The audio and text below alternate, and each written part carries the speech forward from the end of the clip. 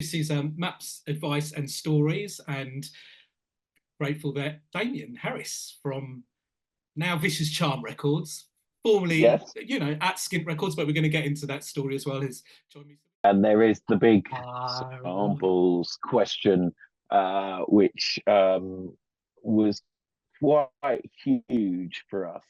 And you can't underestimate how big. I went to see Ninja Tunes this week, and yeah, I know I their mean, story. They JC had a sort of massive developed. panic, didn't they? That was a few years ago. There was a big panic there, yeah. JC had developed a twitch about samples. I mean, it was sort of like, yeah, it's basically to fill people in. Once you get to a certain level, everyone comes in and goes, isn't that my record you've just sampled? And so suddenly this thing that we'd all of our, pretty much all of our artists were big samplers, and it was like, and it was never a thing because we were hovering underneath. We had this idea that they're not going to bother taking us to court over a couple of thousand records. And then, of course, once you get to a level, with the hits come the writs, and Yeah. and then suddenly you get caught. And So you've come a long way, baby. There was sort of big thick samples in there that weren't cleared at the time, even on Sony. Oh, right. Okay. I can't tell you. Yeah. But yeah, no. I mean, we did. We did. Yeah, there were a few. Is it all sorted now, or does it still go on? Is it? No, yeah, it's all sorted. Yeah, no undiscovered ones in there. But but what it was interesting because I remember myself making stuff as an artist, me as me, it was like, right, try not to use samples. And I remember saying it to Lee, who was Cutler Rock, and it was like, what do we do? And samples were the fundamental part of how we made music and all of our music. So it was quite interesting. But sort of with Linda Lewis, and it was like, well, it took me a long time to make that record, and I was so pleased and proud of it. And she had 95% of it, and it was like, well, of course, I would not expect anything.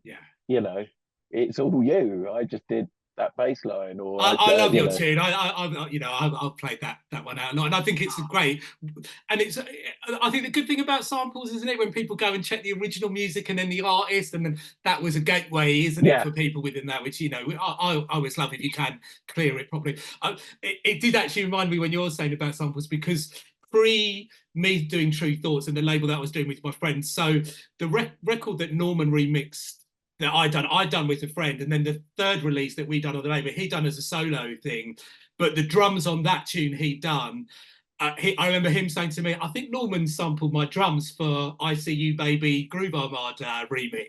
Oh, really? And I was like, "All right." I said, "Look, I don't know what you want me to do," but I said, "Look, Norman's given us this remix which you own a share of." And even when we got that advert, I called up Norman and I said, "Look, we've got an advert. I can give you some money. I don't know what we're going to get." And he said to me, which is one of the things. Like, I know plenty of rich people who are some of the tightest people I've ever met in my life. And he said, "Look, I've got enough money, Rob. Don't worry, just keep it."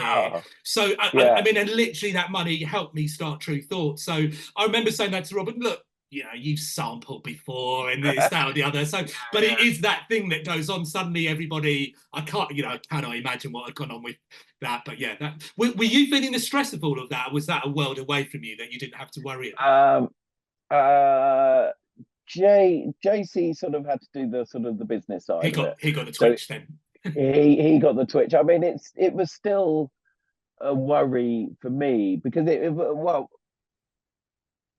just in the creative sense, for me. So an artist, who I did. There was one artist who we had signed, and they had started making music and the demos weren't great, and you're going, okay, and then realized that they were just trying to avoid samples, and then one day we just went, you look back at all their good records, they're all either remixes or really big of samples, and it's like, oh shit. And yeah, so there was a brief sort of worry. So it is hard. It is, you know, it is hard when you take that element out. But And yeah, also at a major label level, I think what we understood, so at our level, I guess we were seeing all of that going on, your scene behind the scenes, you know, people getting called for summers, especially for us at a label in the 2000s. And we've been caught. I remember we had an artist who they did a riff from a really big tune and they gave it the title of the song. I didn't know it was such a big tune. And then right, we were getting loads of requests for syncs, and then they said, "Oh no, you know the riff's based on this tune," and we're like, "Oh no, you've given it that title as well." And then we were right, saying, "Oh look, we've got to change this," and they were absolutely they'd played it, so it wasn't so bad as a sample. But I said, "Look, we've got to maybe change the title because I think this is going to be really popular." It was still getting up, and they kept refusing, and then eventually the publisher came to us. And they were like, "Oh, we love True Thoughts." And I said, "Look, there's a whole song on this. Can we do a deal to get a percentage of this?" And if you come to us, we would have done it. But because you didn't, we're going to take 100%. And they're very much like that. And we're like, okay, we're not going to argue with you. So that was a really yeah, good lesson that we learned. So we say that to us, just let us know about samples. But what we're going to do is if we see something's going on, we're just going to come to you and say, we've either got to remove the track, remove the sample, rework something, or do that because everybody's good. And especially in this age, as you said, as soon as any money's being made, it's like, that's it, everybody will find out, won't they? So yeah. Well, no, absolutely. There was one. So I had a track called Coat Noise, which is sort of like quite techno-y, as by Kevin Saunderson sort of tribute. And there's a vocal sample on that that sort of quite a few people didn't recognize. And it's Elvis Costello. And I actually, you know, we were going, we could might be able to get away with that. And I was like, no, I want a record with Harris Costello as the writers. That's my dream. So, and he was very cool with it. I think took 10%, and I was just delighted. It was yeah. like, yes, brilliant. Got a coat. So yeah, Yeah. So at this stage, so you're moving into, I guess, Express 2, and that was quite fun with Lazy because there was, I remember the Simon Cowell thing was going on. You were trying to compete for a #1 there. So there was, I guess there was success from the outside. I guess Freq Nasty to me was a like brilliant club record and understanding what was going on another side there. That, to me was, I guess, different from in inverted commas the big beat sound. It was okay, a different progression of yeah, that was going on. And then you've got sort of Dave Clarke, who is very focused, you know, I guess from the outside, from what I see as an artist, he just almost does his thing, isn't it? And it's going to be yeah. him, and that's it. So were you feeling, was all of that going all right for you? Were you feeling that this was good, or was there another Yes, different thing? Yeah. it did coincide with a bit of a sort of a crash in the music industry a little bit. Yeah. So this So in was the early sort of 2000s, 2000s, yes. and there was a little bit of a, you know, and looking back, we probably overpaid, you know, and I think we went sort of three-figure advances that 2 or 3 years later down the line, you're going, oh, that we paid way too much for that.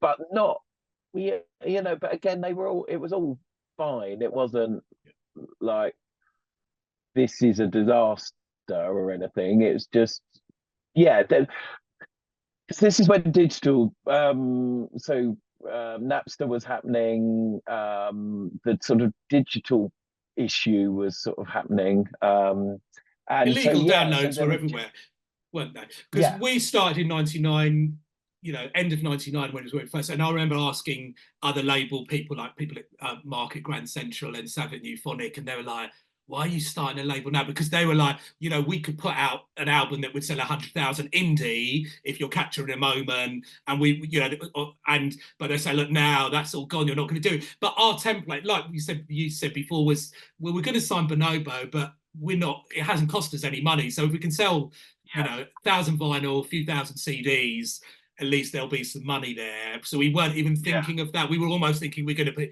put in music that people are going to download illegally, but hopefully there's still people buying physical product. But you were still in the industry part of this, weren't you? So. Yeah, we were. And I mean, just one thing on that. So one of the worst things that very rarely gets mentioned is CD burners. Oh And yeah. there were CD burners that you could do 10 copies of at a time. And we would hear stories of someone on campus, and students were a big, big part of our market, and someone would just bootleg, CDs. And so that also happened. That was starting to happen. So like, and then there was a quote of mine on Napster. So when the whole question came along, and I had said in an interview, oh, it's like a worldwide listening post, because you used to pay a lot of money to get your music heard. You're paying people to you're paying people to sort of like plug your music. You're playing the shops to put it on listening posts. You're doing lots to get your music heard. And I said, oh, it's going to be fine. And of course, I hadn't thought about broadband, because I remember there was a period and we were going, it takes 8 hours to download an album. Who's going to do that? Oh yeah, broadband. And it And takes also, they've 8 minutes. almost got a corporate person saying we are doing, not that you're corporate, but you're in the, you're Yeah, in the, as yeah. part of the major, which they can almost use as the quote to be, look, we're all right. Fatboy Slim's label are saying this, isn't it? So, No, exactly. And I still get dirty looks wow. from people. Yeah. And my brother, my brother sort of did say, so how's that corporate listening? How's that worldwide listening post going? As in the sort of the last days of Rome. Yeah. It was really wild west at that time, because I remember some good friends of mine. I'd graduated by then, and I would always, if you want a CD or vinyl, just call me or text me and I'll send it to you. And then I remember chatting to one of my friends, just catching up. He didn't live in Brighton anymore, and I was like, "Have you heard the new Quantic thing?" And he's like, "Yeah, I downloaded it." And I was like, before it was iTunes and all that. And it's like, I would have just sent you it. Why? And it's like, I just easier, Yeah. Rob. I'll buy it. And he was saying, no, I'm going to buy it. And it's like, oh, right, this is just like, this is a new thing. And no, I forgot that scene. Because, and then I remember there was a stage where we were still doing it with the Russian websites where it was everything was free. I remember us sending a letter saying, we never really used lawyers, so we just sent a letter from us. Look, can you just remove all of these tracks? I remember all they sent us back was a PDF which had a letter from Warner's, Sony, Arista, all the major label letters they've got telling them, cease and desist. And it was like, Really? okay, that's quite a good response back. We don't care basically. So. Yeah. No. But what was interesting was that people were still chasing it in that sort of top 5%. If you could still get a band away, or if you could get something as a hit, there was still money to be made. And it squeezed the middle of it, I think. So all those sort of medium levels, so you got, It'd be like the European Super League, wouldn't it? That they were meant to do, isn't it? It's just yeah, sort of it is. fixed a little bit, basically, but the rest of Yeah. us. Yeah, no, and it's sort of like, so you would have your bottom, say 20% of people who it's a hobby. We're just doing it because we love it. We're not really out to make music, out to make money, sorry. And then there's people who, the middle lot, and then there's Beyonce, or the people up the top who are massive artists who are on the radio all the time, who are generating money through catalog and everything. And so that was the bit that got squeezed, and that was the hard bit. So did you were you finding it harder? Was there pressure at this point, or were you just? I mean, you had, I guess, Express 2 went in the charts. Was this all right? You could just carry on going, and what was the vibe, and what happens next after that? So we uh, we just weren't enjoying it as much. Is this And in when it Express 2 comes, time and all of that, even when it was getting the charts, or was it I mean, after that? Expressed.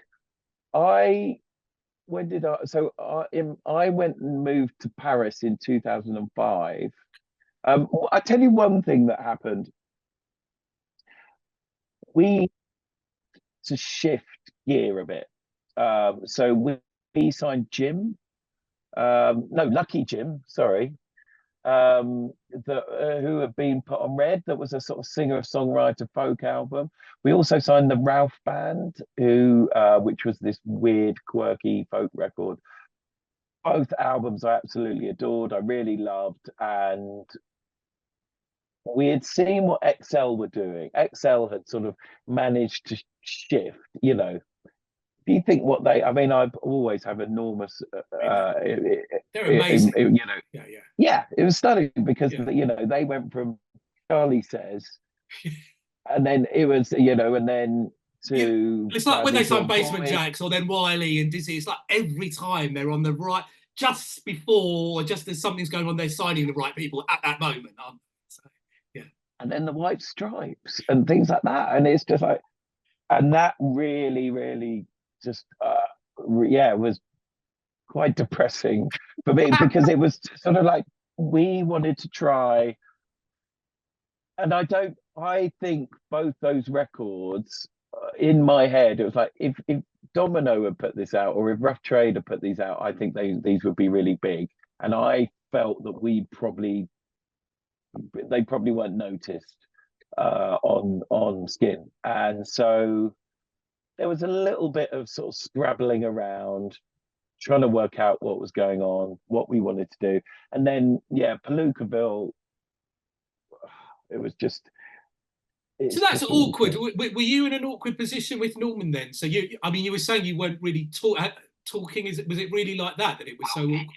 Yeah, I mean I mean we talked about it since, so he. I don't think he minds me saying it. Yeah, we got to a stage of um uh so like the first single, we were trying to get that first single. I kept sending it back, and I wasn't feeling it, and that's the first time that had happened. And he was going, right, what about this? And it was slash dot dash, and I really didn't like it. And it was the first time it was a struggle between us, and the first time, you know, yeah, and our 100th release was slash dot dash, and I hated it, and I really felt, Wow.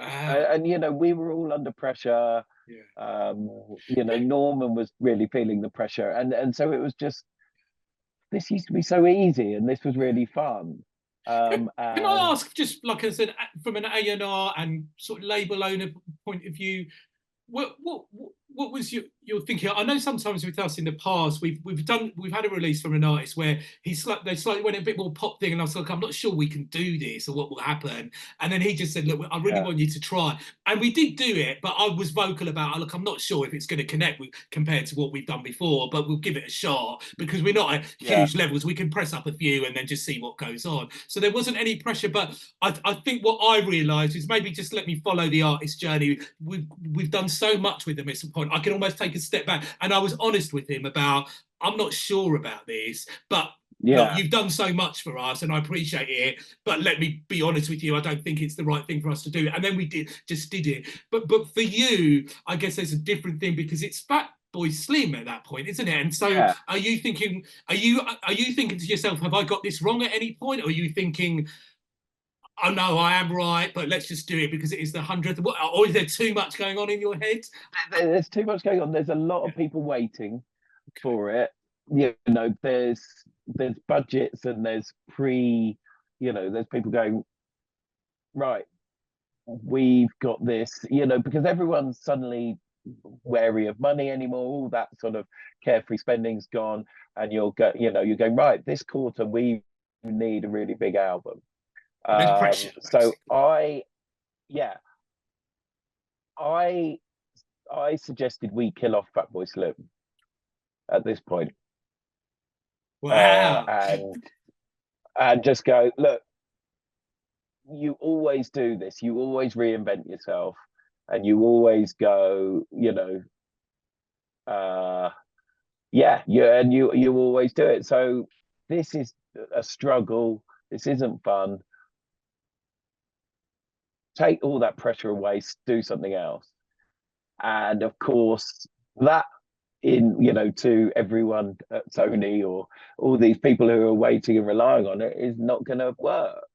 And obviously his manager and his agent were, you know, and his DJ fees and his live set was going on and on. You know, and it was like stupid. And I mean, so it's a juggernaut, though, isn't it? At that point, I mean, it's so interesting that you're saying that because there's a parallel story. Like Quantic is our biggest act on the label and does a huge amount. So his biggest project was Quantic Soul Orchestra that sold every album he did when he did well. And then he called me up and he said, I don't want to do anything more under the name Quantic Soul Orchestra because it was a funk project. I've got more into a wider range of music and I need that to right, be. So I'm going to call it Quantic Combo Barbara. So for me, I was quite up for that. I was like, yeah, that's cool. I said, look, I know I'm going to come to the office and everybody's going to be like, oh my God, why are you doing this? Which is obviously what happened. But I backed him to do it. Everybody tried to convince him, don't do it. But we just let him do it. But yeah, we're not thinking on numbers like this because I was confident. Look, it will just come through. I think there is a point to kill something, but I mean, I'm laughing when you say it's a big juggernaut to kill, isn't it? Fatboy Slim, yeah, let's call yeah, it also. Even that you yeah. suggested it at that level, I didn't even think that would come into anybody's mind to do it like that. But yeah, No, well, because it was just it was a horrible time for yeah, me yeah, and for both of us, and you know, and a relationship that had just been so easy. And the thing is, I can say this now because we're better than ever yeah. as us as friends, and so we've moved on from this. But yeah, it was a struggle, It's the other and side of an A&R and a label thing going on, isn't it? With yeah, you've had the high and the low now is yeah. yeah. So yeah, so we did that, and I was sort of backing away, and I just sort of wasn't enjoying it, and yeah, so Is that why I you moved to Paris, you think? You just wanted to be out of all of well, this? one of the things was that um we had done a record with Vicarious Bliss, and there was a Justice remix of it, and I loved it, and so I went over to Paris, and I knew Pedro from Ed Banger, and so we signed that. We did quite a few. We did a track called Rocker by Alter Ego. We did International Pony. So there was still Things going really on? good stuff that I Yeah. was really proud of, and we did Roman Flugel, Get Knock, Washing Machine. So we did some sort of it was quite funny seeing sort of the Electroclash thing happening. And we, yeah. So yeah, so I had gone to Paris and had a really good time and really enjoyed sort of meeting them. And so I had wanted to do my second album. So I released my first album in 2000 as Midfield General, and then it was 5 years late, 4 or 5 years later, and I hadn't finished it. I was just too busy. And so JC said, well, look, well, we kind of agreed, why don't you just have a sabbatical? Because you're not enjoying it. It's not fun. They had to do the Fatboy Slim Greatest Hits album, um, which we needed to be big and successful, and I would have just got in the way. Um, Okay. So you're sort of almost on gardening leave in a way for yeah, I mean, I guess, but what happened was, creative okay, so there's gardening leave, yeah, musically, you mean? yes, Yeah, yeah. yeah, So I went there to do my album. So I yeah. went with a laptop and a keyboard, and moved there. And because it was, you know, a couple of hours on the train, I could still get to football and I could still come back, you know, and yeah. So, but I was dropped into the middle of their time in Paris. So, like the beginnings of Ed Banger, and when that bit that where you just it's not defined yet. Whenever you do a label night, everyone's there, and you know, there's not one person playing in, you know, New York or one person in, you know, here. It's everyone's there, and that really exciting year and a half or year. And I was dropped into the middle of that, and it was brilliant. And I just suddenly go, that's why you love it, and that, you know, and that no pressure. we're just all creating brilliant things. They had discovered a sound, that sort of really dirty, distorted sort of, French sound. Yeah. So I did that and made an album. Yeah. And it's the fun part, just getting back to that, and I guess it's really reminding me when you were saying about Big Beat Boutique, when that was at its peak, I'd imagine you've got everybody around together, and it's almost that crew mentality thing where everybody's feeding off each other. We had that at our Phonic Hoop night in Brighton in the 2000s, where Bonobo, Quantic, everybody lived down here for the most part. Everybody would come down when everybody else was around. And I remember at that time in the early 2000s, when the first time chatting to Pete and Ninja Tune, and was like, I said, how come you're not doing your nights anymore and you're not booking your artists? And we can't book them anymore because they've all gone big and we can't afford to book them. So we were still running. And then we saw later on that way when we're trying to book Bonobo, can you come and pay for like 200 quid for us? And he's like, oh, I've been offered a really good gig for a load of money here. And it's like, oh, all right. Yeah, okay. yeah. Well, this is the bit that we had to understand. It's like, and that fun bit, so you were just reconnecting when you've gone on a low, reconnecting that energy of So that must be okay. Was that helping you? Was it reminding you? Yeah, it did. I mean, it didn't help with the album because the album was pretty dreadful, my second album, but it did, and I tell you what was quite funny. There was me sort of like overthinking kind of everything, and really sort of quite depressed about the Palookaville, and and then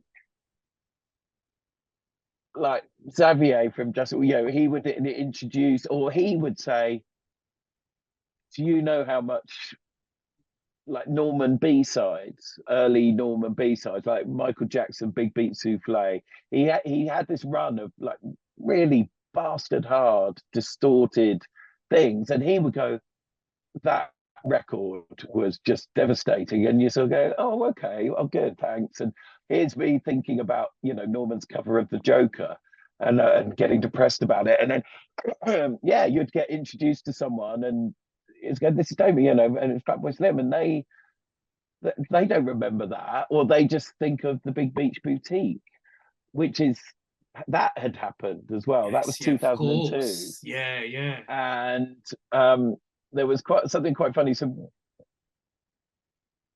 that should have been the moment to sort of just go, we can't go any bigger.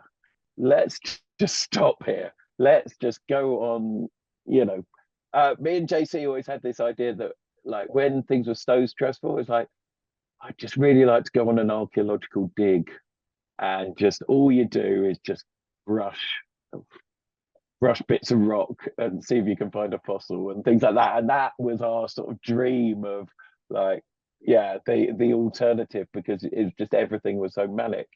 You were on the roller coaster, and I guess look, not to go too deep, but I am curious. I mean, looking back even around that, I think in the music industry now there's talk of mental health and all of that. That wasn't really going on because I've had personal things going on, while I'm doing True Thoughts. And I remember, quite a few years ago when something was going on with me, and I remember at the end of the year when I went and just cleared all the emails from my inbox, I was like, oh gosh, I haven't, I've just been on autopilot. I don't really remember while that thing was going on, what was going on. And I've understood. I remember calling Paul up and saying, oh, look, I know you were holding the fort there. He obviously knew, like, I wasn't really coping that well. But, was it like that for you? Was it depressing, but you couldn't really, because everybody would be thinking, like, you see these stories in the media, well, why are you depressed? You're running a label. And yeah. You can't say that word. Yeah. No, I mean, I don't. I always think I am quite an optimistic person, and I am always quite positive, and I always had this thing of, and I think this was possibly one of the frustrations with Norman, and that Palookaville thing is going, you're only one really good record away from coming back. If you can crack the code and make that fucking great track, it's, everything's great again. And I always had that in my mind. So when he was sort of coming in going, I think this is it, I think I've cracked it, and you go, yeah, and then you go, oh no, it wasn't quite, or So, and I think that wears you down a bit after a while. And I guess on the other side, And it's wearing Norman down, isn't it? Because you're putting, not in a bad way, yeah, but you're putting in a pressure to create this great thing, but it's in my head and I don't know what it is. Is that right? yeah, no, no, Yeah, exactly, because you're yeah, going, because you can't quantify it's hard to say, and because we never had that relationship of going, because there's some artists that need hand holding that you want to work with all the time, and you go, okay, well, you can get quite specific and go try this or try that, and with him, you just sort of knew, and it was like, yep, you've merged three elements and they work together beautifully, and you've done it in a beautiful way. This is gold, yes, of course, on the album. And so when that starts not happening, or when that's a bit forced, and so we didn't have that vocabulary yeah, necessarily of going, well, what shall I do then? How yeah. do we make this big fourth, the big lead single for the fourth album? And it's like, But yeah, I don't this was all know. meant to happen, wasn't it? There wasn't a solution. This was what it was meant to be, wasn't it? In hindsight, you can say, "Oh yeah," but in a way, this is what there isn't this magic formula that you can create at one moment in time, is there? And I think you were all in your own spaces, weren't you? But it wasn't clicking at this point, was it? Yeah, So well, I mean, one thing was, um, Norm was dealing with everything. Norm had become a celebrity. yeah, Norm couldn't go to a nightclub without being mobbed, or yeah, and so that thing of whenever he's had a great period of creativity in his, through his life, it was often one event that would spark it. I mean, I think he went to see, I mean, certainly going to the Heavenly Social and hearing the Chemicals and playing was a really big moment. And he goes, and there's a light bulb that goes off. I think he went to see Richie Hawtin play in Bristol, and that was like, okay. And there's those little things that open doors in his mind and creativity. And because he had such a great collection of stuff, of samples and things, and his mind's just going, if I'll put that with that and do that, magic appears. And he just went through a stage of, he would have just gone on, come off again, and probably then go to another hotel, or or flying off. And it was just so busy. He was under so much pressure, and I mean, having a great time and yeah. flying around the world as a superstar DJ Yeah. is but it There's a, does take its toll. and And you come back on Monday and you've got to get right. Shit, I've got to make a hit record, or I've got to get to that level that I had been just getting to naturally. And so, I, yeah, I remember even in the early days, because I used to put Norman in Brian, and then Big Beat Boutique happened, and then it was that trajectory where it just got really big. And I remember what quite quickly started happening, maybe about 98, 99, is people who I didn't really know or hardly knew would call me up or get my number from someone and say, I'm thinking of doing this charity night, and I know you know Norman. Can you give me his number?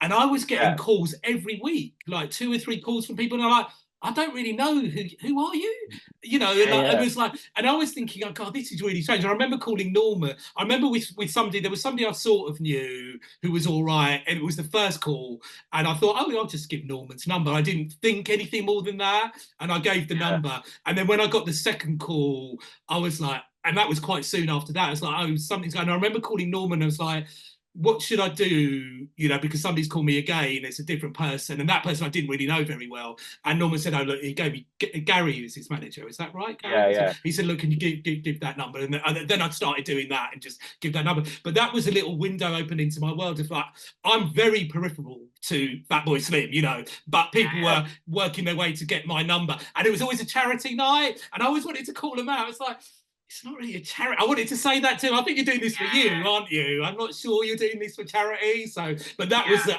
a sudden world opened up, and what goes on, I guess, the tip of the iceberg. With I can't imagine what it'd be like for Norman in that way. So, Yeah, no, exactly, and it's a very difficult place. It's a very difficult, and you know, and is well known. He had his issues with drinking as well, and you know, and everything.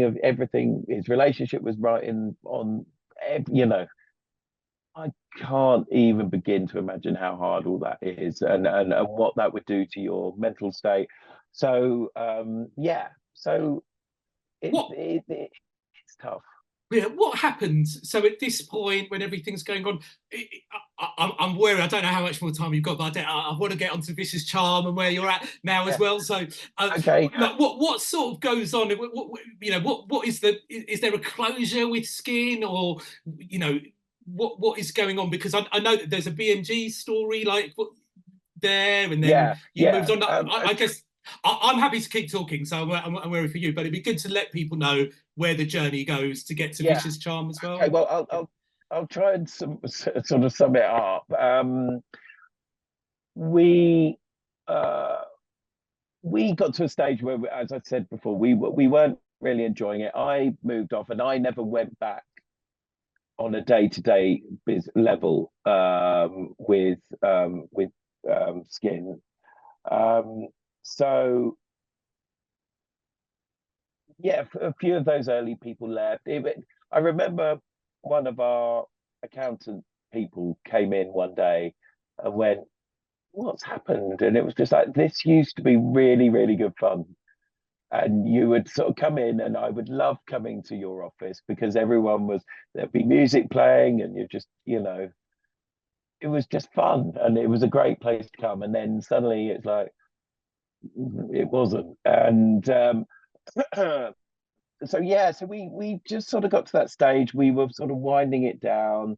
Um, some other people were sort of doing bits of A&R. I mean, there's some stuff that I'm just like, oh, I almost didn't want to know, and it was a bit difficult for me because I appreciated that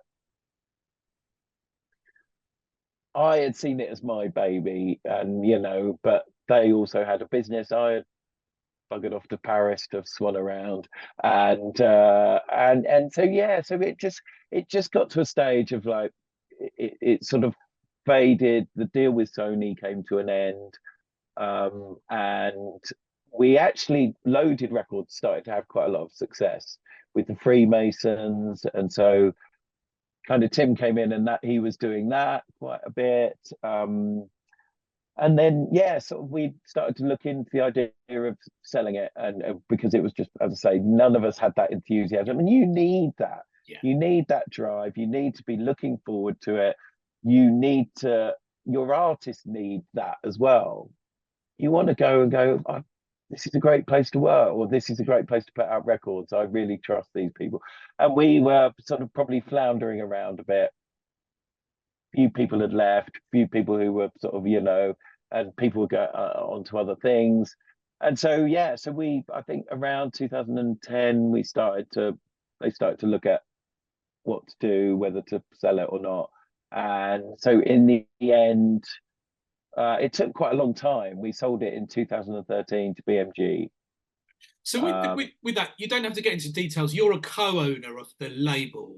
I guess Yes, at that point. yes, I had 20% of it. Okay. And were you, and that's just on the label side, isn't it? So that it's not like a full 20% of the 100% that's being made. It's like the Skint label side. Sony are making their bit, the artists are making their Yeah, bit. yeah, Yeah. It's just so yeah. everyone. Well, and also, I mean, that was the other thing. So sort of certain things cost a lot of money, you know, and suddenly, so you know, we had quite a bit of debt at the end, and you know, because you're still chasing, like I was saying, you're still chasing things, and then if they don't work, then you're in a tricky position, you know. So I was going to mention someone, but I won't. They'll feel bad. But yeah, so we were just coming to an end, and it was like, this isn't you know. So we all kind of agreed that. Um, and then I released my second album, General Disarray, in 2009. It wasn't very good. I wish someone had said, I mean, there's a few good tracks on there, but you know, and it was just, I just want to get out of this. So I started It's looking hard at at doing being other your own things. label, I guess. I mean, I've done an album with TMG on the label, and I was just so like, and we did. I'd spent more than I would do on other artists at that stage in their career, and you sort of justify it in a way, but you shouldn't. And Yeah, it was like maybe there isn't you can get involved in that world. I guess I don't think I think I sort of think you're allowed to do that. Because you are creative, aren't you? And yeah, you wanted to do that, and I think you'd earned it the right to do something. And I don't think there's anything. yeah, And you know what will happen? Somebody in 5 years' time will come to you and go, oh, and they're really famous, and that tune, that's done nothing, everything, and I love that tune, isn't it? That's what goes yeah. on. Or or Drake will sample me or something like that. We live in Um, hope, don't we? yes, yeah. So yeah, so so I started doing other things, Yeah. and I spent a while doing other stuff. So with the A&R label side, just because one of the things that I get asked when people are asking about me about A&R, like how do I get a job doing it, I'd say to them quite blatantly, look, I had to set up a label to become an A&R because I didn't feel I'd Yeah. be able to get a job in the competition's so hard anywhere else. So that was the way I did it. So while you're working and you're label owner and A&R, were you on a wage, or are you getting paid separately as an A&R person, or is it just like you're taking money out of the success of the label? Is it Um, structured in a way with what goes on? Ross Allen, he was very much sort of A&R, some indie labels, some it was quite varied. But this your bit is quite, it's Skint, isn't it? Which you're a co-owner of. So yeah, yeah, yeah. We had salaries. okay, So when we did the deal with Sony, and when you're selling lots of records and you're sort of up at that level, then you will have, so there'll be a budget for your costs for the year, your A&R budget, your creative budget, staff, and and things like that. And so we had fairly generous sort of, for a couple of years, salaries, which so and then we'll come down, and then there'd be sort of payments, or this was the sort of the glory days. yes, yeah, Yeah, and then you would a bonus or a dividend or sort of things like yeah, that. And so for a while that was kind of what I survived off. yeah. It was sort of like suddenly, oh, we did this in Japan, here's 20 grand. And it's like, oh, thank God for that. I haven't had a job for a few years or something like that. And so, Yeah. which sounds a bit nuts, but yeah. So But you could get by basically afterwards because that was still the money, I guess, is still trickling in. Is that right? yeah, After I mean, Skinner's, yeah, yeah. Don't get me wrong. I was incredibly lucky to take nearly 10 years off, yeah, yeah, and not, and try writing. So basically, I tried. I sort of really got into taught myself writing TV scripts, and we did a little cartoon for Channel 4 with Kid Acne. And so I tried to sort of move into another world, sort of animation and sort of TV writing. I wrote one called The Whitstable Liberation Army, which is about a comedy drama about the town I grew up in. Um, and I got very close, but never quite close enough. I wasn't pushy enough. And it was interesting because the world of music, I had earned my stripes. I was just I was in it, and then you're seeing another world where you maybe know a few people, and but it's hard, and you need to be bullish, and you need to yeah. have that thick skin, and but I was doing lots and lots of little things. Also had the restaurant, the Sportsman, which was one of the few sensible things I did with my money, other than buying lots of trainers. And um, yeah, so so I did that, and then around, I think 2017. So BMG kept Skint going as a label, as an ongoing label, and Matt King, who had been working at Skint in the last days and helped get everything, prepare everything, so he knew where everything was. BMG kept him on, and he was the A&R man. And then he asked if I was interested in coming and consulting. I did a rebrand of the logo and everything as well initially. And then so I And that was 2015. You came back. 17, 18. 2017. And then so one of the first things I did, one of the people I'd done this cartoon with, this cartoon Zebra Face with Kid Acne, which was about a bombastic hip hop obsessed zebra and his diabetic sidekick. So Crooked Man had done some of the work, which is DJ Parrot. And it's a massive legend, isn't he, in UK music? Yes. Long yes. And so one of the things that happened is I'd taken some time off music and I quite enjoyed it. And it was for the first time in my life, I was not up on everything. And it's just quite a relief when you're going, I don't have to give a shit about what's going on or what's top of the bus chart or anything. So and I really got into Van Morrison. I really got into Joni Mitchell. I discovered sort of other things, and it was really nice. And I was sort of suddenly just, one of the things that I do go back on, and I said, was that I was in the bits when I wasn't enjoying it. You used to be that you would get some music and you would start to think, right, okay, who would you remix? Who would you get to remix that? How many units would you do? Rather than going, I like this, or I don't like this, or I love this record and I want to enthuse and tell everyone. Because that's basically what our job is. Yeah. You're just, as DJs, as A&R, you're just going, fucking hell, have you heard this? And that, but you're packaging it nicely. And I'd lost that. And that bit, and I just wasn't interested in listening to new music until I heard Crooked Man's album on DFA. And it was mind-blowing. DFA was still sending me records, and they were one of the few companies still getting music off. And I was speaking to Kid Acne, and I said, I love this record, this Crooked Man album. He goes, well, that's Parrot, don't you? And I was like, is it? And I didn't know.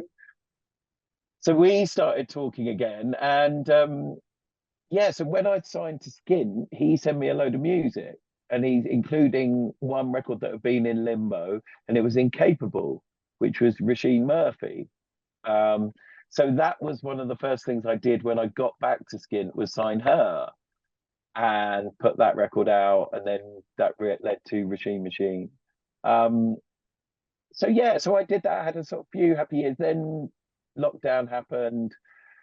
A couple of albums that we put out during lockdown just never worked. We did Museum of Love, which was Pat, who is the drummer from LCD Sound System.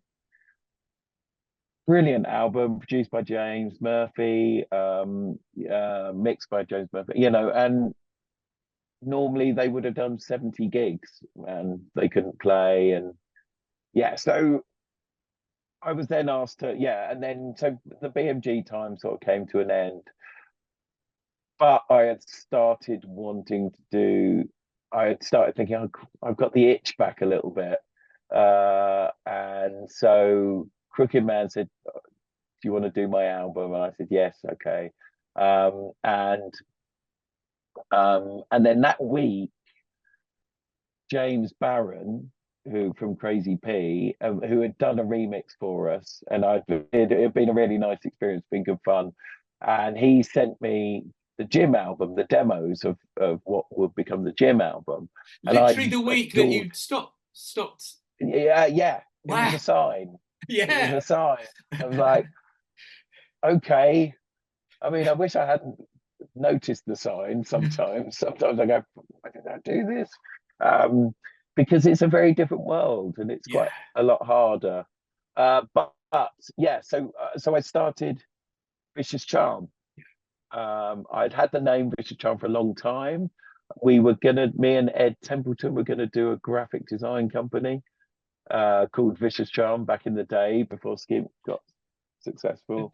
And yeah, so You're back here in I it. am now. Yeah, Yeah, in a different way. We almost had we bumped into each other, didn't we, the other week outside the office where we both got our offices, and we went for a coffee, almost a bit like a therapy session of what's going on currently and where was we're at, and swapping ideas yeah, and stories. I felt quite positive after it because if you feel good. we're still try, you still just want to try, and there's still that passion for music there and what you're trying to do. It's feels like another new thing you were talking about, the Yeah, 2000s and the CD burners. It almost feels there's a change maybe in the industry to an extent of going on and figuring out where, what is the way to do this. It isn't quite being defined quite yet on indie terms on how you do it and keep no, going, but there's stuff happening, isn't there? So yes, there is, and it's and I think as long as everyone knows, things like how much. I mean, I when I went back, say, and also at BMG, and you're going, oh, okay, well, should we get these people to remix it? And you're going, should we offer them 3 grand? And you like they'll go, what? No, granddad, that's not how it works anymore. And then you go, well, we can't offer them less than £1,000. And it's going 200 quid. And you go, no. And people go, yeah, great. And it's such a readjustment yeah. from my previous days where, that's another thing I should say that they didn't allow me ever to talk about money.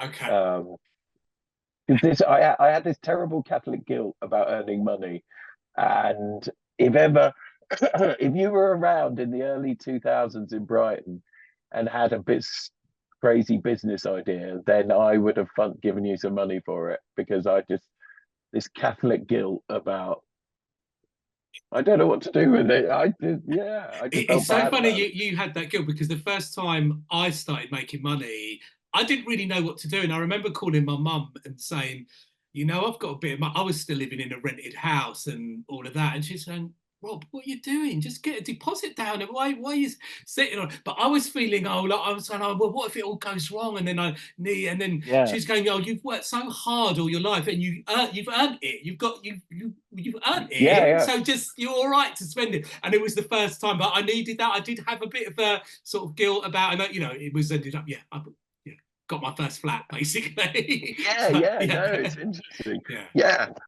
I mean that's the thing in Brighton. We probably earned more money on property than on anything else. I mean, that's what I think. Yeah. My first flat, I mean, I'd say it cost £52,000 at the time, but I bought that well after that Fatboy Slim thing had happened where we'd sold it for far less than it could have been worth, basically, for an advert. And that's what there's always been that in my mind, even when I was struggling, even, at times struggling with the mortgage, just thinking, oh, God, if only I'd known what I'd known, I wouldn't be in this position today. But Yeah. all of it's learning, isn't it? And I guess this is your journey with all of this that's gone on with doing a new label now. And I chatted to you the other day and I could see you're excited about what you've got coming on. And there's that fear there, but I think everybody's still running labels, whether they've been doing it for a long time or not. There is almost this, you need that little bit of fear there, but you need to be enjoying the Yeah. music, don't you? And the enjoying of the music just keeps you going, doesn't it, with everything? Yeah. So, yeah. No, Yeah. absolutely. And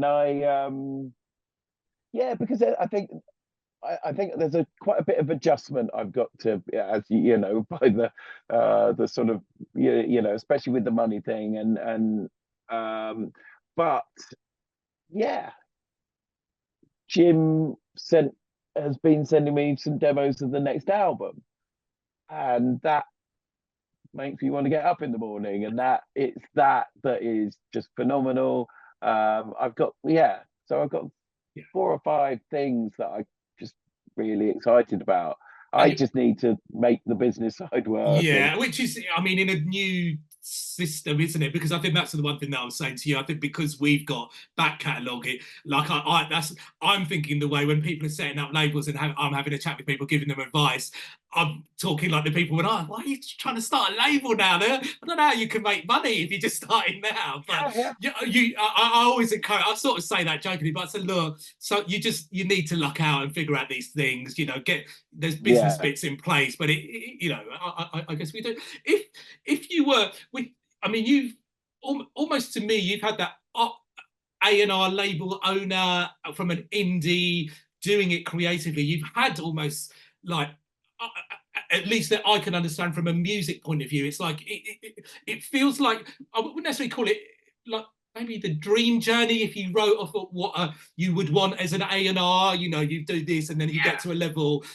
In theory, I know you've spoken about all the real practical things and the harder parts of it, what goes on, but from an experience, you've had one of the most sort of wide-ranging experiences as an A&R label owner that you know that I know because of I guess Fatboy Slim at a huge level, but there were other things going on. What's your advice with all of that? You know, to someone, you know, whether they've got an A&R job now or looking to try and get into the industry, what is the bits that you've learned, you know, at different points that you think, I should have done that, or I could have done that, you know. Unfortunately, they're quite cheesy and they're quite cliched because they're very true. I think the first thing is it's got to be your life. It's got to be your obsession, and that was, you know, for both of us, from working in a record shop or from, you know, and one of my good friends, his boy's just gone to university in Manchester. He's really into it. He's making music. And it's fascinating watching, you know, when you're going, this is, you know, he's at university to do his degree, but he's putting on club nights, he's DJ, and I'm excited for him. So I think that has to be it. It's your passion, it's your hobby. Well, and your hobby.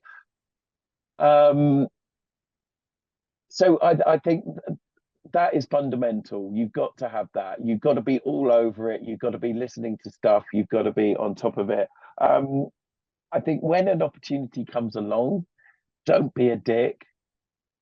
Don't pretend that you're anything else. Just be good at what you do. Just be diligent. If someone says, do you want to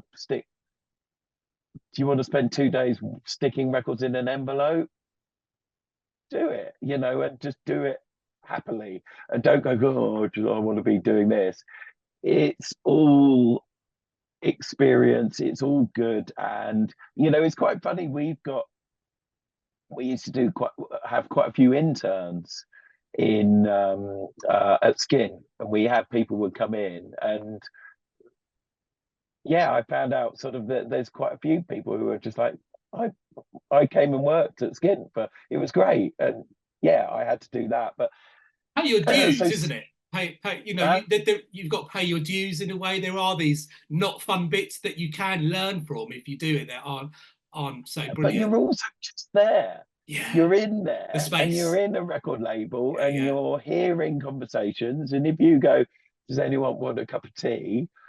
And they'll go, yes, I would love a cup of tea. And then they might give you some records, or, you know, it's just that's the bit I regret. Not regret, but in hindsight, because I always wanted money for records. I worked in a warehouse delivering furniture because I just want to get paid. But I wish I'd gone to labels or shops. I'll come and work for you for 2 weeks for free, work for 4 weeks in the summer, get a bit of money, and then just go and do it. I think in hindsight, that would have been a better thing to do, to be around people and just do the rubbish jobs, basically, because being around is really what it is, isn't it? And there are ways to do it, and there's plenty of rubbish jobs that no one really wants to do in the industry as well. No, absolutely. Absolutely. And so, you know, it is hard. I mean, it is very hard to get that balance of, you know, and I've got it now of sort of like, you want to be able to pay someone a fair wage. You want someone to come in and pay. but there just isn't the money for it. Yeah. And so, so there is an element of grafting and sort of things like, because you hear stories of the fashion industry really take the piss, for Yeah. example, of, interns and all those things. So, yeah, I think, and those are the sort of the main things, and have an opinion as well. So if someone comes to you and go, "What do you think about this?" and you go, "Well, these people are really good. These are the people I think are great," and just yeah, have an opinion because you've got to have one. Yeah. And I think people want to hear your opinion rather than hearing what you think they think you want you to say. If I know what I'm talking about, but you get my Yeah, yeah. drift. Well, so on Yeah. the A&R side, is there any advice that you think, like, just practically that you've learned, or lessons that, if you'd known a bit earlier, could have been helpful maybe to you, the label, or the artists? Or did you Uh, feel all the time that at that moment, you were saying or doing the right things, or were there things that you picked up over the year? um, I think one of the things I think in the world of A&R, there is so sort of major label A&R, for example, they will look a lot more at things like producers and who's mixing things, who's engineering things. We used to sort of just make it up as we went along a little bit. Um, so I would say it's quite handy if you love an album or if you like a record, and then you can go, okay, who produced this? Have a look on the credits and go, that's just useful stuff to know. That's useful knowledge. Um, Obviously, keeping an eye on labels, following labels, seeing what they do, how they do things. One of the big things I had got before starting the Skin was I knew just as much what I didn't want to do as what I did. So, I had been used to sort of being in shops, reading, getting records as a DJ, and you're going, well, why are you doing that? I don't want to do that. So that was one of the things that informed me quite a lot. It's like, well, that's stupid. Why are you doing that? Um, so yeah, and then also, I mean, me producing my own music. This isn't, you don't have to, but I think artists quite like the fact that I've been making music for 20 years. Well, more than that. Shitting hell, it's nearly 30 years I've been making music. Yeah, so, I think that helps. Yeah. And I think that sort of helps if you go to someone who's an artist and you go, what about that? Or try Yeah. that instead. I think they'll take that a bit more. And you're understanding the real So, processes of those things, aren't you? Of what it takes to do yeah, something, isn't it? You're not, because sometimes without that knowledge, you can just give advice that's like, I don't understand what you're saying. You're expecting me to press a button and some magic will happen, isn't it? But you yeah, know the difference if you've tried, if you've done music, isn't it? So, yeah, the magic button. yeah. And I think, and I think you touched it. I think there's a way to talk to creative people. There's definitely a thing of like being able, being sympathetic, being encouraging, but also there's a point where you go, this isn't working, and you have to be honest, but be honest in a don't be snidey or Yeah. you have to be if you're gonna critique something, work out why, work out what it is, and if it's something practical like this kick drum isn't loud enough or this mix isn't going to work next to club records, Yeah. contemporary club records, for example. Yeah. Those are fixable things, and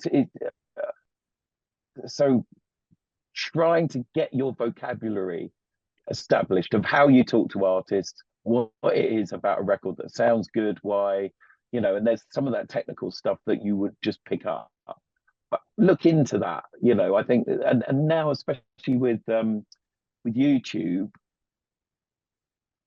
there's fucking hundreds of tutorials or sort of what have you, where you know you can learn how a kick drum should sound, or you know, levels on things. So yeah, I think work on that, work on your vocabulary on and how It's to really talk to people. it's really good advice, because I mean, even the other day, because sometimes I can get lost and my vocabulary can sometimes, because I'm just excited and talking about, and I can maybe choose a word. And I was talking to an artist literally only 2 days ago, and I love their album, like it's great, but it's quite eclectic. And I was like, you know, it's really mad, you know.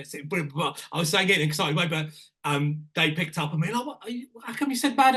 Oh no, you know. And then I had to do an explanation. Look, I don't mean it's a mad album. I'm just saying I love Yeah, the yeah. idea that it's going on this journey. But it was that reminder to me, you know, you've got to be careful on wordings, and especially if you do, as much as possible, I try not to do anything on an email. I'm always, if I'm talking about music with an artist, I just want to talk to them about it, because the nuance of one word and how they might see it on an email is like, could be Oh, yeah. disastrous. Yeah, yeah. Well, this is one quite interesting revelation. I've still never physically spoken to Parrot. Really? Oh, We wow. just email. We Oh, just wow. email. And there's been times, and I said, there was times doing the Rasheen album, I said, look, I think we're going to have to talk. And he goes, no, let's avoid that. And he's Wow. quite a grumpy old Yorkshireman, but we have this we have this amazing relationship just by email. We email, you Wow. know, most of the time we used to send a note once a day or anything like that. So I would, when I do Damien, this you're stuff, articulate though, aren't you? You've got journalism background, haven't oh, you? yes, So I yes, think maybe yes, be sure your vocab and everything is going to be. yes. But that's Well, amazing that you've never yeah, spoken. I know, Wow. and yeah, because there was a point where I thought I was going to have to come up, and it was like getting quite nervous. But if I so when he sends me his stuff and I've got to sort of reply and sort of give him the, you know, my opinion on it, or, you know, the plan, they take ages. And they used to at the beginning, because I just didn't want to upset him. And so I would plan, and yeah, and it's the worst kind of sort of acrobatics that I, you know, of Are trying to you say to writing or doing voice notes to him? writing. Wow.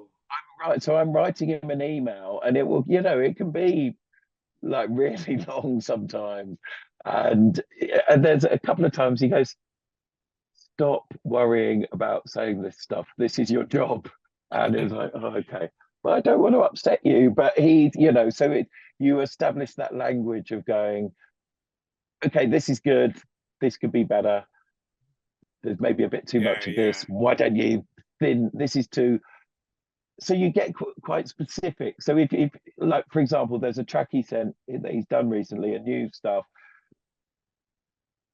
and I kept listening to it. I loved it, but I knew there was something not quite right. It wasn't perfect, and then I sort of worked out it's too busy, and it needed thinning out, this track. And so you could go back to him and say, right, it's too busy too early. You want it to be busy at the end. That's the peak.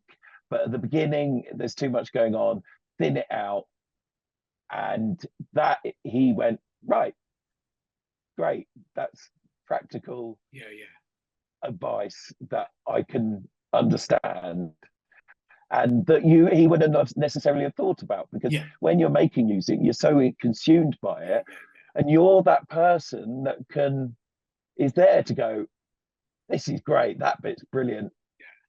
If you just maybe do that, and if you could say it well, and you know what you want to say, that really benefits both of you, I think. And you know, artists need that.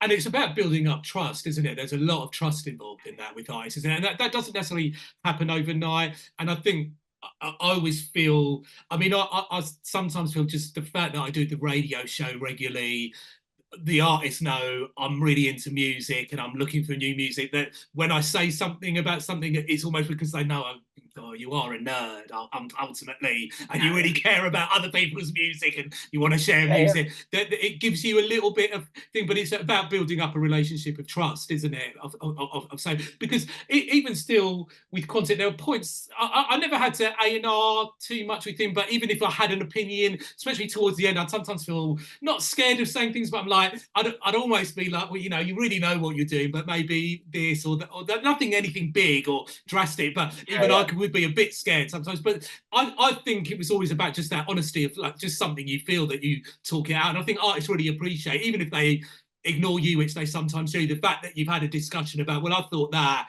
and then they explain, actually, this is what's going on in my head. That all just builds up that relationship with artists, I think, as well, doesn't it? So, oh, well, that's fascinating. Well, the parrot thing, that is really interesting. So. Yeah, but I mean, also it's interesting. Going back to Rec, for example, and I remember he would just send stuff, and he would just do stuff quite live. He would record stuff, you know, on his very basic stuff, and it would be, he would send a tape, and then I'll go, okay, maybe you could do this, or why don't you try that? I like that, but what, you know, and he just goes, no, that's how it is. That's the take. And it took me a while to go, yeah, he's right. This is him. This is very much what he wants to do. Shut up. And there's some artists that you have to go, fine, you know, this is you. This is how you do it. And yeah, I'm sorry. You follow their journey almost, aren't you? You're just and then you realize trying to make Rec something he wasn't is not worth it. So you just let him be Rec, and that is weird and abstract, and you know, and sometimes, you know, sometimes it can meander or something like that, but that's him. And you know, there's enough people who love that about him. Yeah. Okay. You know, so yeah. Amazing. So yeah, just I mean, it's I guess just drawing to a close now with what we did, with everything that we've done. I guess. Yeah. Do you want to let people know, you know, where to find out about Vicious Charm? You know, I know there's loads of social media, where you're at, where they're, what, you know, how people can connect. Yeah. You know, what's the best way? Yeah.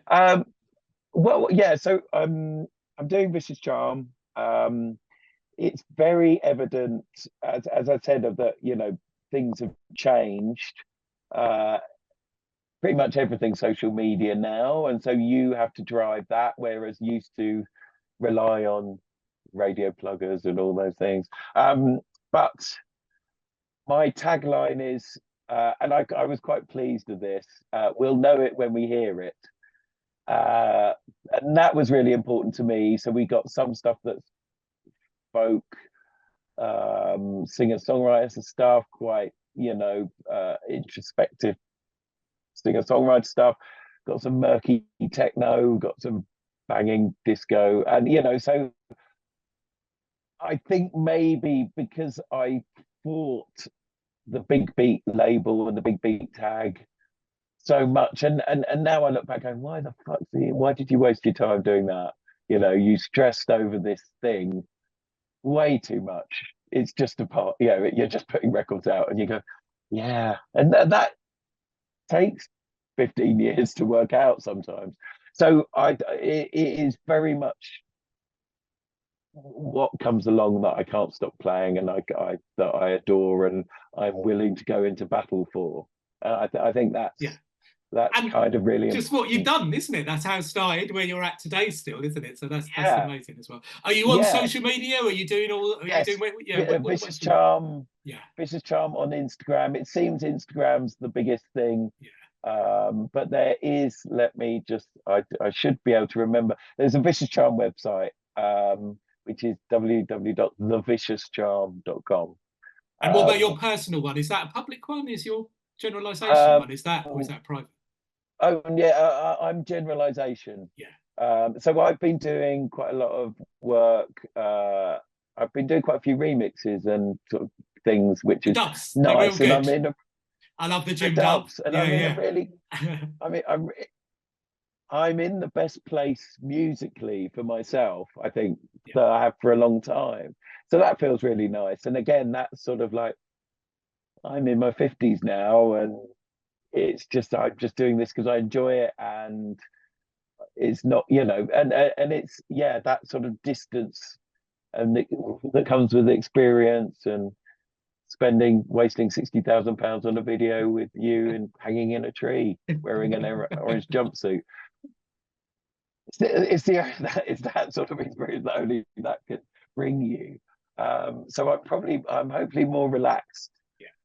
And doing the radio show as well, aren't you? You do that monthly, is that Yes, right? Yeah. yes, on 1BTN. So and that's I love that, and that keeps your ear in, and it makes you go, I've got to listen to stuff, and I think that was really good to even though I said the point where I wasn't keeping up with stuff was quite nice and just allowed me to discover other things. Yeah, I mean, the one thing is there's so much music. There is so much music that even it used to be that I would have you would be on top of everything because you were working in a record shop. That's just impossible. There aren't enough hours in the day to be on top of everything, and that's almost made me more relaxed because you go, it doesn't matter if I miss that thing that I might not hear for another 3 or 4 years, but you can still get on it. And it doesn't matter if I'm picking that up now. Yeah. You can still play it. So that sort of panic, that desire to be. When you're young, it feels a real mission, doesn't it, to be the first? But I like that now. I'm not bothered. Like, oh yeah, I heard a hip hop tune the other day that came out. I've never heard of the artist. He's had 3 albums out before, and I'm like, oh, I love this, and I'm posting about it. And it's like, I don't care before I'd be like, oh, well, I'm not going to post about it because I'm late to the scene. But now it's like, yeah, I mean, that's the thing. So there's definitely a calmness and a sort of like, yeah, it's just a big disco. brilliant, brilliant. Damian, thank you so much for putting it. It's been a long one, but I thank you for just giving all this time. I appreciate you putting all this time aside, but thank you for doing the talk. Pleasure. I really enjoyed it. Really enjoyed it.